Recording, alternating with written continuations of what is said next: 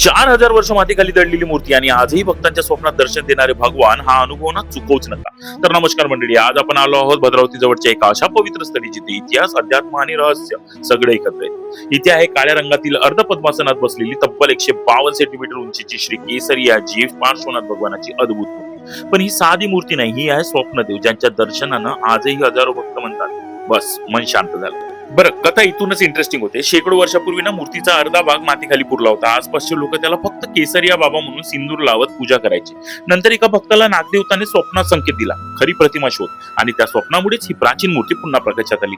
म्हणून भक्त आज त्यांना म्हणतात स्वप्नदेव श्री केसरियाजी पार्श्वनाथ. आता येथे एक अत्यंत सुंदर नवीन मंदिर बांधण्यात आलेलं आहे आणि मंदिर पाहताच पहिल्या नजरेत भरते ती गोष्ट म्हणजे कलाकुसर. बाहेरच प्रत्येक स्तंभ पाहताना असं वाटतं जणू दगडातच इतिहासाला आकार दिला आहे. इतकं नाजूक, इतकं जिवंत कलाकुसर की नजर हटतच नाही.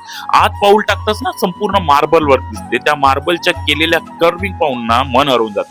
इथे उभं राहिल्यावर एकदम शांतता, एक आध्यात्मिक ऊर्जा जाणवते जी शब्दात सांगता येणं कठीण. प्रतिमा बघा, जवळपास 2600 साल पुराणी आहे आणि ती एकच प्रतिमा निघाली. तिच्यासोबत ही पण चौमुखजी भगवान, एक ही पत्थर में 4 भगवान है और ये पार्श्वनाथ भगवान की जो मूर्ति है खंडित नाही, अखंड आहे. नागपणा और मूर्ती मातीखाली सापडलेली 2600 वर्ष जुनी मूर्ती मानली जाणारी ती मूर्ती, त्या मूर्ती समोर नतमस्तक होताच मनाला मिळणारी शांती, ती अनुभव म्हणजे स्वतःशी जोडल्या जाण्याचा तो क्षण आहे. एक गोष्ट लक्षात ठेवा, भद्रावतीला आला की हे ठिकाण मस्ट विजिट आहे. इतिहास, कला आणि अध्यात्म एकाच ठिकाणी इतक्या सुंदररित्या अनुभवायला मिळणं हे दुर्मिळ आहे.